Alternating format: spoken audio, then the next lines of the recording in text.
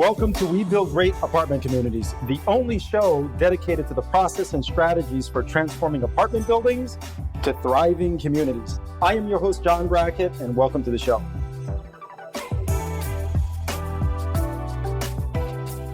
All right, folks, welcome to another great episode of We Build Great Apartment Communities, the only place where you come to learn how to take apartment buildings and turn them into amazing communities. So I have here another great guest. His name is Rodney Ross, someone who I've been talking to for quite some time, actually a couple minutes prior, and very interesting story. So man, I cannot wait to get into the show because we're going to not only highlight some history here in the United States, but we're going to tie that into real estate investing as well. So to me, this is going to be, I think, a very fascinating show. You know, Rodney, I'm going to introduce you to our audience. So Rodney Ross is the co-founder of two real estate partnerships, Limitless Real Estate and AGR Endeavors, that tackle all types of real estate development projects across Philadelphia. He discovered his passion for real estate during his time at Drexel University when he purchased his first investment property in 2009. So after becoming a licensed agent, he developed an intimate knowledge of how to make successful real estate investments, helping his clients make over $1 million in estimated profits. So he focuses on building a team of successful realtors in the Philadelphia marketplace, organizing development projects, and building his own investment portfolio. Awesome. So Rodney, welcome to the show, buddy. I am the host, John Brackett. Can't wait to have this conversation with you, man. Thanks for having me. Hey, you're very welcome. You know, we got into a conversation earlier that we're going to expand upon, but I think the first question is, share with us how you got into this business, right? Yeah, so it's crazy. It's been like a decade now, just over a decade. And it's like, I was talking to one of the first people who got me into the business, like one of my best friends. So I was at Drexel, right? That's kind of where it all started, was studying engineering, like 18, 19 years old. And I had always had this nagging, like, I'm really good at math. So that's kind of why I chose engineering. I didn't really know what I wanted to do. I had this nagging feeling like, I don't know if I really want to do this, but my dad and mom think like an engineering degree is good. Cool. So I moved into this house my second year at Drexel after I was rowing on the crew team, and that like burnt me out a little bit. I moved into this house with 6 roommates. It sounds kind of cliche to say, but it was like really transformative because it opened my mind. Like a lot of them were like entrepreneurial and all that. We lived with guys and girls from all different places. Right. So one of my roommates, his name is Matt. He was an agent at Keller Williams, and he was like doing really well. He's like 21, and we're both going to business classes. And when I started talking to him about like, what is being a real estate agent like? What are you doing? He was making like $75,000 a year while he's a full-time student selling houses to like investors. So that kind of opened my mind. And he told me, he's like, look, if you want to learn about what I'm doing, like just read this book. And he gave me the book, Rich Dad, Poor Dad. This is like one random night at 11 o'clock at night. So that literally is where it all started for me. The book was so fascinating in so many different ways for me. I read the whole thing cover to cover in one sitting. And I didn't know anything about like entrepreneurship and being able to own your own business and like passive income. And it just opened my mind. And I kind of decided like right then, I'm like, all right, no matter how long it takes, like I want to be a business owner and try and figure out this passive income thing. I'll dedicate however much time it takes for me to get there because it seemed like it was a worthwhile trade. Like if I could take the next decade or two, whatever, and figure this money thing out, I wouldn't have to have some of the financial issues that I've seen like some of my family have. That's how it all started with that book. I really appreciate you sharing that. You know, what's really interesting to me, you said something that really captured my attention. And that was, until you read that book, you just couldn't see that possibility. You were unaware of it, right? So not only the roommate situation, but then also the book. So when you combine the roommate situation, right, the diversity of ideas, conversations, perspectives. That's why diversity is so important, right? Because it expands your perspective. But then the book as well.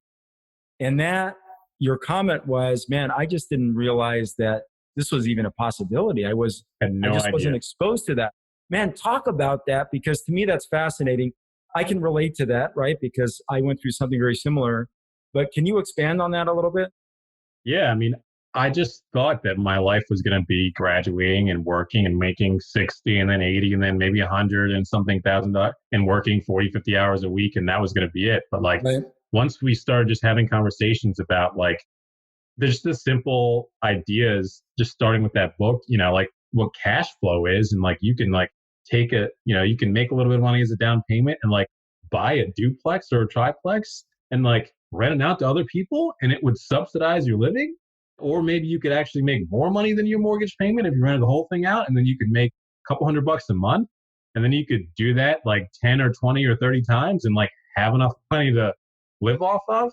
So like that really, really appealed to me. It just seemed like for a lot of different reasons that like real estate was the vehicle to use because like it's so accessible. Like you don't need a degree. And after I read that book, I decided, all right, like cool, I'm going to like take the real estate class and get my real estate license. So I was still studying engineering and on Wednesday nights from 6 to 9 after like a long day, mind you, I had like 6 or 7 hours of classes on Wednesdays, but I would just go downtown and to Temple University, take the classes. And that was kind of like my strategy. Like I can tell you about the first place I bought, but basically like I decided to get my license. And I'm like a ready, fire, aim, high risk kind of guy. So I actually like bought a place very soon after I read that book and lost all my money. But aside from that, I figured I like it though, man. like, I call those expensive seminars, right? But you learn a lot. Yes. Yeah. But that was the gist of it. Like I figured I would try buying a place, which that didn't work. Long story short, I bought a little single family house in Southwest Philly. I took over this guy's mortgage, didn't get title insurance, had every issue under the book. Like the mortgage was in default. The month after I took it, the tenant stopped paying. Section 8 stopped paying because the house failed inspection. They stole all my materials that I bought. I was trying to fix the house myself. Like the tenant died in the house a couple months later. Wow. Everything that you could imagine went wrong. And that was like, I lost my like $10,000, which was like all the money I had in life from working and saving. Then I decided to like take a step back, get my real estate license, start selling, and like I can learn from other people's mistakes. So that's the kind of gist. I love that story, man. I love that story. A lot of nuggets in there. So what was the biggest lesson learned from that experience that you can share with our audience, right? Like, hey, this was the big takeaway to actually, help someone else out there listening to the show or watching the show for that matter. I mean, I think on the good side, the takeaway is like, I'm really, really glad I did that and just jumped into action because had I not, I don't know how long it would have taken me to actually buy a place. Like, I'm thankful that I only lost $10,000. It was so much back then, but I've seen people lose dozens of times that much money on a single deal. So I think like, I'm glad I jumped into action, but at the same time, you need to do enough research. Like the one thing I did right was putting my property in LLC. So like all the back taxes and stuff, like none of that showed when you searched me. Like, so it didn't really mess me up later on down the line, credit wise or anything. But I didn't do enough research and like figure out like, oh, I should have probably not taken that guy's mortgage over that way, or I should have saved up a little bit more money before I made a move. Right. Interesting. But do your research. It sounds like one of the key lessons there was having enough background information to know what you're looking for, right? To know where the pitfalls are, but also to be able to identify the opportunity inside of an investment. And so when you went back to, not that everyone has to do this, but when you went back, it sounds like when you went to school, when you went to get your license, that was a big driver, right? To have a better understanding of what you were actually looking for inside 100%. Of an investment. Okay. So now fast forward, what do you look for today in an investment? So right now what we buy is like, we're pretty segmented, whatever. Like we're buying 1 to 4 units. Most of them are in West Philadelphia. And we're looking for stuff to be under, ideally, I always want to be under 65% ARV. Things are getting more competitive. So like under about 70% ARV, making a couple $100 of cash flow per unit, and just stuff we're going to be able to rehab and get decent quality tenants that are not going to give us crazy headaches. That's kind of our strategy. Buy something and rent it, or buy it, rehab it, get it rented and refinance it, and hopefully pull all of our money back and then go do it again. And then redeploy it. Okay. So is that the strategy that you've been sticking to? Okay. And then that's been working for you? Mm-hmm. Okay. Yeah, awesome. Aside from the Osage project, like that separate partnership, which we did the 36 houses, my partner, Steph, and I, we sold some, but it was just under 20 units. It's either 19 or exactly 20, I think, as of today, over the past 3.5 years, which is like, that's on top of us selling houses and everything. We've been doing all right with that strategy. Okay, awesome, man. Awesome. So let's have this conversation about the move bombing, right? You won an opportunity from the city to take title to roughly, I think it was 36 or 40, 36, 40 homes okay, inside the city of Philadelphia. And so tell that story, because when you share this with me, I mean, I didn't know about this, but man, I find it fascinating, but also very disturbing. But Hmm. that's what this show is all about, right? Is talking to people out there that are literally transforming communities, right? That are building out great communities and using real Hmm. estate as the vehicle for doing that. So this is a great example of that. So can you, share the background, for our audience, and then just walk us through what you did there, Sure. So like I'll just start with kind of the history of the site. Like so, please? and mind you, I didn't know much about this before we actually made a bit. I had heard about it, but I didn't know much detail before we got into it. So like way back in 1985, I mean, this started before 1985. There was this group called Move. I don't even want to try to explain exactly what their ideals were, but it was a group that was located in West Philadelphia, and they were at one location in one part of West Philly first. They're kind of radical and would have confrontations with police. So the first one actually was a couple of years prior, 1985. Like a confrontation happened, a police officer ends up getting killed, right? A couple of years later, 1985 comes around. They end up like holing themselves in a house on the 6200 block of Osage Avenue in West Philly.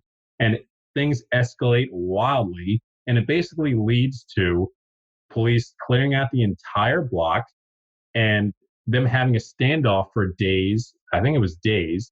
And the standoff ends with the mayor ordering a bomb, a C4, to be dropped from a helicopter on Wow. this house, which killed 11 people, including women and children, mind you. Oh, This is the wow. craziest thing I'd ever heard of. So, like, now after that happened, those people died. They were literally like shooting at them as they're trying to get out of the house. It's also crazy. Like, you should watch this. It's wild. They Crazy. let the entire block burn down. Okay, so that was in 1985. The entire block burns down. They spend another couple of years. So they spend the next 2.5 years rebuilding it, right? They house everybody up in hotels who lost their houses. They rebuilt the block. The houses that were rebuilt had some issues. There was a lot of corruption. The contractor, like he had several $1 million contract. He was doing work wrong. I'm sure there was some money being taken off the table from somebody, from what I Right. gather. So the houses ended up having issues. And the craziest thing is like, they had so many issues that the city gave each one of those owners an option to be bought out. Like, hey, we know we've ruined this block. You probably don't want to be here anymore. Take $150,000 or you can keep your house. You mean it was a So settlement? that was the settlement. Yeah. Yeah. So it was $150,000 Yeah. and 65 houses or so burned down and 36. So about half the people, 36 of the people took that settlement. They were out. So the Crazy. city owned 36 houses. And this was over the course of, the next decade or whatever. So imagine this block where like literally half the houses in the block are blighted. They're just all Sure. boarded up for decades. So fast forward to a couple of years ago, they finally made a bid. Like I think this had a lot to do with the new mayor, Jim Kenney. There was a new director of the Redevelopment Authority in Philly, really great guy. Like these guys are getting a lot done. And they decided, all right, it's time to put the project out to bid. We need to finally like bring this story to a close. And we're going to look for a developer to purchase the block and rehab all the houses and then sell them to homeowners, not keep them as rentals. That was one of our stipulations. So we made a bid. I mean, this story kind of like, I've learned so much during this project. The first major thing I learned is like having the most amount of money. Like, I'm the type of guy, I've always like not had all the money to do things and had to like try and get all my knowledge together and then find partners with the money. Like, that's how I've been operating. I have a little bit of savings now, but that's generally how I put most everything together. So, like, I put together this partnership with my two other partners. We tried to go after another city project, happened to be like a couple months before, didn't work out. This one popped up and we went and saw it. There was probably like 50 other groups that saw it. And we're like, hell, let's make a bid, right? So Right. we actually bid $1 because we were like, this product has so much like political risk and we don't really know, like, even if we Smart. buy these and redevelop them, like Very there's a smart. huge stigma against them. That like the properties were like sinking and had foundation issues. So like fast forward, like there was actually only, if you can imagine, of all the groups that were there, I don't think anybody believed that they could actually buy the properties for $1. So only one other person made a bid for the same amount of money. So it was just between us and one other group. And that blew my mind. I was like, what? 3, 4 months passed. We start getting calls back like, okay, can you come meet us? Can we talk about your team? Can we talk about your financing? Can you show us all the other projects you've done in this city? Like, so I'm like, wow, there's a real chance of us getting this. And so, Right. long story short, we got it. We bought the properties.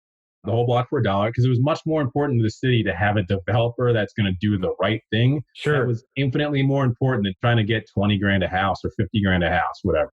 So they chose us for that reason because they thought that we'd be able to do the right thing and bring everything to a close. And we did. So we started January 2018 and we sold the last one. Actually, I think it's closer to 2 months ago and this year.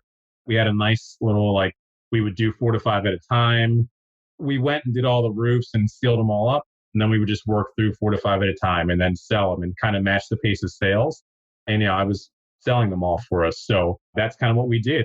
Talk about learning from everything like I had never done. The biggest thing I had done was like a duplex before that. So just learning like it's actually easier in a lot of ways to do a larger project because you have more commitment from guys because you're giving them like hundreds of thousands of dollars worth of work. Sure. Just how the partnership and the financing worked out. Like I didn't put up a lot of money for the project, to be honest. And just learning about how to structure deals and like, okay, like if I take this, I can get a small piece of equity for doing this, even if I didn't put money in. And I got all the sales, which led to relationships and led to private lender relationships, which I use now for our projects. So overall, I don't want to go on forever about it, but like it was a huge experience and I'm really thankful for it. And we just completed everything.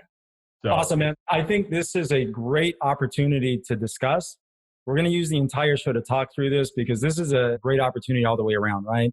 When you consider, right, what happened there and how it happened, and then now fast forward several years later, right? You come in, you make a bid on this project, you win it, right? You organize the opportunity and you completely transform that community. So amazing story, right? From tragic to amazing, which is great. Now you have attracted new families into this community or people into this community rather that now see what was once an eyesore and a safety hazard now is a place where obviously people have been willing to call home because they've purchased these properties and now they're residing in them as their primary residence. Amazing story, right? And that's what this show is all about. So, Rodney, one of the things that I think will be great for our audience is presentations, they matter, right? How you're making presentations to people absolutely matters. So in this case, talk to us a little bit about what differentiated you from the other party. What was the unique selling proposition that you offered up to the city that started to separate you from your nearest competitor? Yeah. And I think it's what, as a group and individually, it's kind of what I try and practice. Like, I think one of like my superpowers maybe is like, I'm very upfront and typically like genuine with people. I try and make it as easy to work with me as possible. And I don't overpromise and underdeliver. And I'm real straightforward.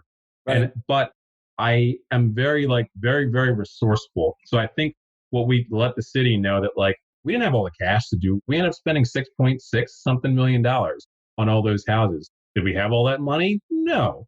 Did we convince them that we were absolutely resourceful enough that even if our first and second and third financing options fell through, we'd be able to still get through the project? That's kind of why they chose us. And also, and I'll just be completely honest, like, 2 out of 3 of us look like me. So I think that was another reason too. But basically, it was the resourcefulness, the one track record. One of my partners had a much larger track record of doing new construction and lots of rehab. So like we leaned heavily on his experience for that. But we sold them on us as a team. Like I was going to handle all the sales. One partner is going to handle most of the construction. And this other partner is going to handle most of the financing. And between us, we're going to get everything done. And honestly, the project, there wasn't like a lot of inherent risk in the project, having existing structures that are free and clear. So like that is the combination of those things, I think is why they chose us. I believe the other party was like maybe more financially solid, but I think that they decided to take a chance on us for those reasons. Okay, that's great. I really like how you explained that. One of the big things that I heard there was the fact that those properties were free and clear, right? Or, you had a purchase price of $1 and closing costs between, 36 properties. Right. Made a big difference, right? Because now you can mitigate against a lot of different unknowns, a lot of different variables. So on a per unit basis, what did your cost come out to be on a per unit basis? So it ended up being like over probably about $175,000 a unit because there was a lot of extras. And mind you, like for a 2,000 to 2,400 square foot house in Philly, that's actually a lot. But there was a lot of extras involved in the project. There was a lot of things. We had to rebuild brick walls for people on houses that we didn't own just to make sure everything matched and looked good. We had to, there was money given to certain community organizations. There was extra things. There was lots of sidewalk repair in front of houses that we didn't own because we had to make the block look uniform. And then obviously there was the whole, we had to gut and rehab everything in the houses. It was almost new construction for a lot of them. By the time we replaced like more than half the wood and all the sheathing for the roofs and all that. So now, mind you, like, even though there wasn't a lot of inherent risk, I think, of us losing money, we didn't know what they were going to sell for. Like, the people at the city originally thought they weren't even going to sell for $200,000. So, like, we may have ended up doing the whole project for free if we had gotten to the end and realized, okay, like, let's say they sold for 200, like, we wouldn't have made any money. Well, if you spend 175 and the financing costs and all that, like, you spend 2 years to make $10,000 a house, like, it would have been okay. But that was kind of what the main risk was, because we didn't know whether people were going to be so turned away from the stigma that no one would want to live there. And so what did you end up exiting those properties at? What was the exit price per unit? From the start, it started around 250 to 260, and then we ended in the 280s with the last garage houses. Hey, that's amazing, man. That's amazing. You came close to about, 100,000 or roughly around 70,000 per unit, roughly on a weighted average. Is that right? About 70 per unit, on average. Roughly. It was a little less than that because it ran longer and the financing costs and all that ate into it. Money, like, we had to give equity to the guy who put up most of the money. But it worked out. I'm like extremely thankful that we even were able to make a profit. And it's not something like I talk about a lot because sometimes people are like, they look at the project and like, I think some people have like certain feelings about us making a profit on it. Sure. But, we took a risk. And it consumed like hundreds of hours of all of our time. Of course. So if you could do that project over, what would you do differently? I would 1,000% manage the construction process differently. We had too many people making too many decisions at a lot of times on the project. And there's a lot of different reasons for that, but I think we could have gotten through it a little bit faster. And, mind you, we all learn, but like, there's a lot of situations where I would have dropped the price $10,000 and sold a house quicker instead of trying to max out a little bit. And, the opportunity cost, I made 5 or 10 grand more, but it took 30 more days of headache for all of us. Not worth it at all. Time value money, man. Yeah. So they got caught up a little bit in that because, the first winter things slowed down. Like, what, I'd rather, and we sat on a couple empty houses for a little while, but overall, like, it worked out pretty well. So now that you've finished this project, typically when you complete a project like this, other opportunities open up, right? Because now you start building up a reputation as someone that's adding to the communities and not just taking away. Mm-hmm. And so how did the city approach you after you finished the project? And now what other opportunities are you entertaining or trying to pursue rather as a result of you completing this project?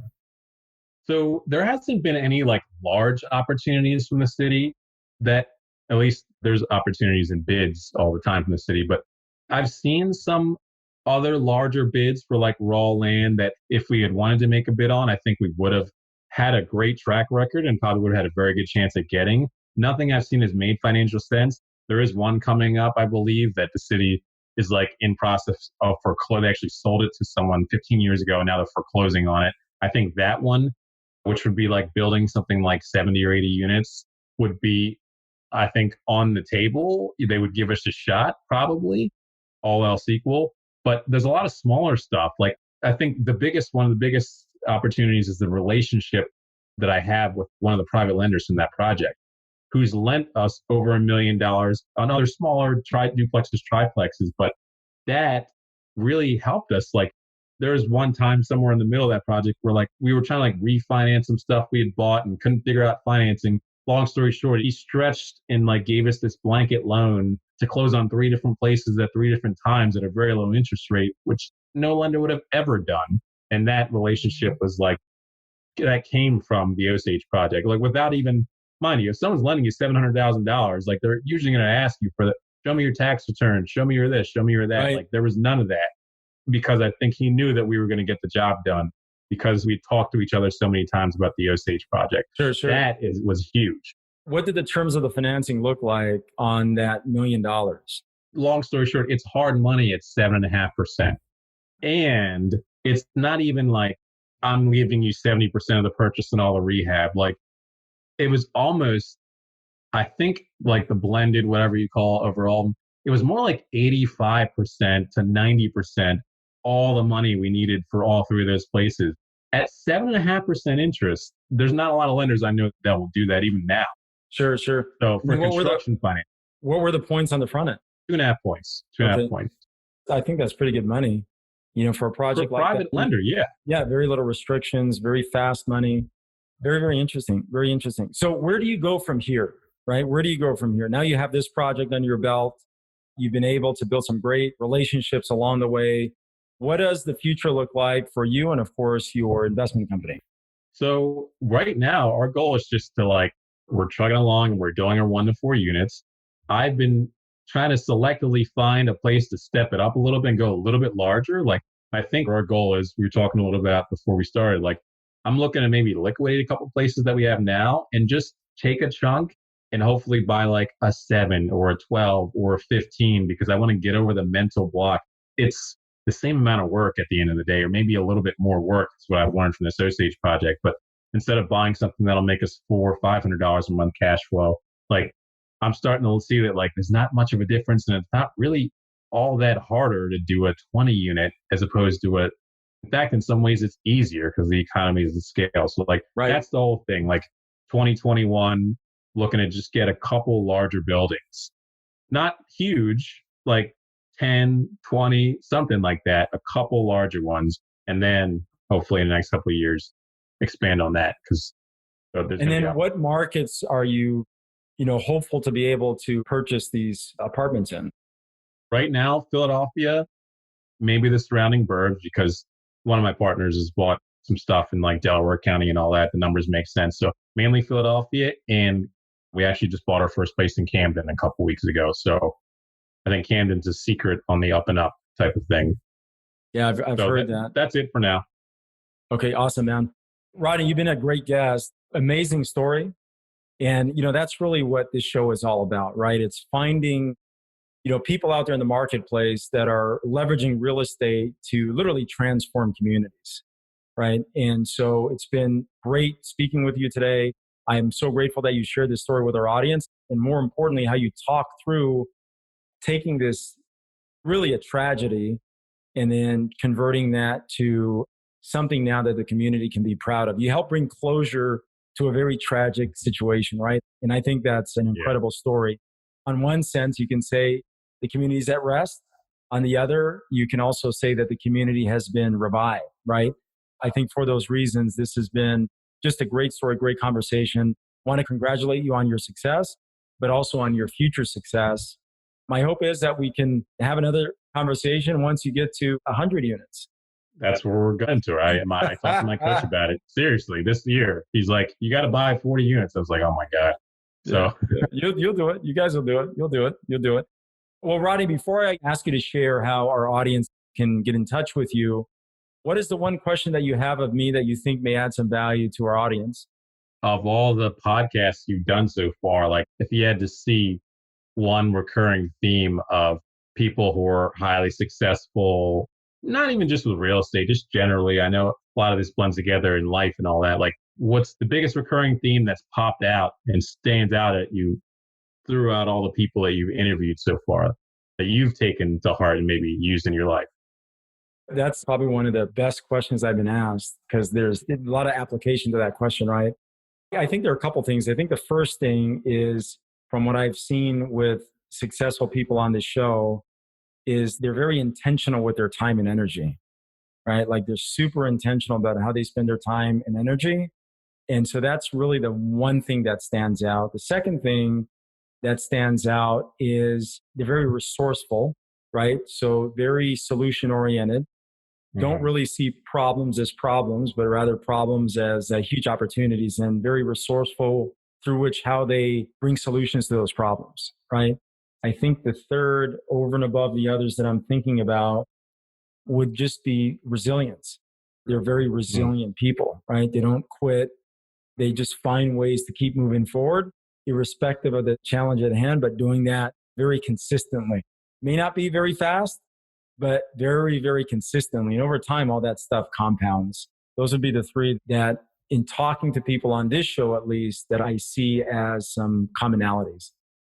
Awesome. Good answer. Thank you. Yeah. Great question, man. Really good question.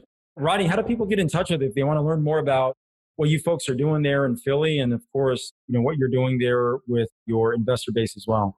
Sure. Main platforms. I've been recently embracing all these. Never used to post on Instagram. Philly Real Estate Boss on Instagram and TikTok. Rodney Ross on LinkedIn. Search Rodney Ross Philadelphia on YouTube or Facebook.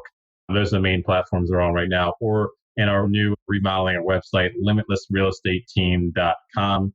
It's existing now, but in a couple of weeks, it'll look a lot better. Switching it around. Awesome, bud. Well, man, I really appreciate you bringing it on. I wish you continued success. You take care, bud. Have a good one. Thank you. You too. Clarity of purpose creates our greatest competitive advantage. When we transform apartment buildings to thriving communities, we improve how people live and create assets with high profit margins. Don't forget to subscribe, like, and share this up with a friend. I'm John Brackett, bringing you things you can implement right away.